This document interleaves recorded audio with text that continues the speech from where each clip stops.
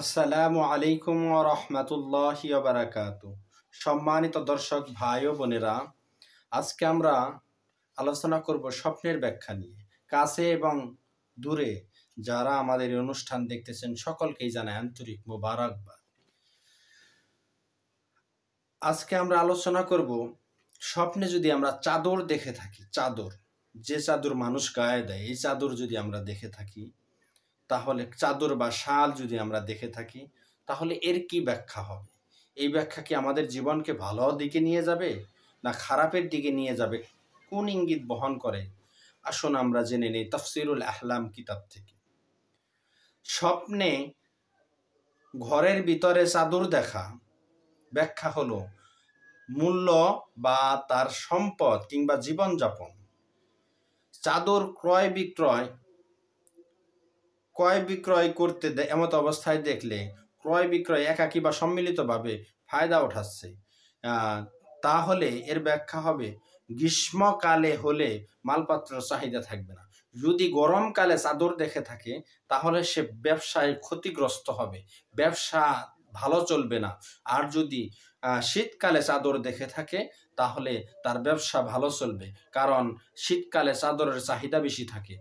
তার দ্বারা তার বিভিন্ন প্রকারের ব্যবসা বাণিজ্য যেটাই করুক না কেন, স্বপ্নদ্রষ্টা তার ব্যবসাগুলো ভালো হবে। শীতকালে হলে তার মালপত্র অনেক বিক্রি হবে এবং ব্যবসা ভালো হবে যদি শীতকালে চাদর দেখে থাকে। স্বপ্নে চাদর ওই ব্যক্তির কাছে দেখা গেল যার কাছে চাদর পরার অভ্যাস নেই। এমন এক পুরুষ বা মহিলার কাছে চাদর দেখলাম স্বপ্নের মধ্যে, আমরা যে চাদর বা শাল দেখলাম, যে এই চাদর এবং শাল কখনো পরিধান করে না, এমন ব্যক্তির কাছে যদি আমরা দেখে থাকি, তাহলে ব্যাখ্যা হলো তার উপর বদনজর পড়বে, স্বপ্নদ্রষ্টার উপর বদনজর পড়বে।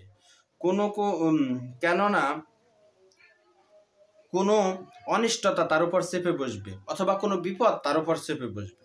সেই চাদর প্রসিদ্ধ স্থানে নিয়ে গেলে, যদি দেখে কোনো প্রসিদ্ধ স্থান, যে স্থানটা সবাই চেনে, এরকম স্থানে যদি চাদরটাকে নিয়ে যাওয়া হয়, এর দ্বারা সে প্রসিদ্ধি পাবে।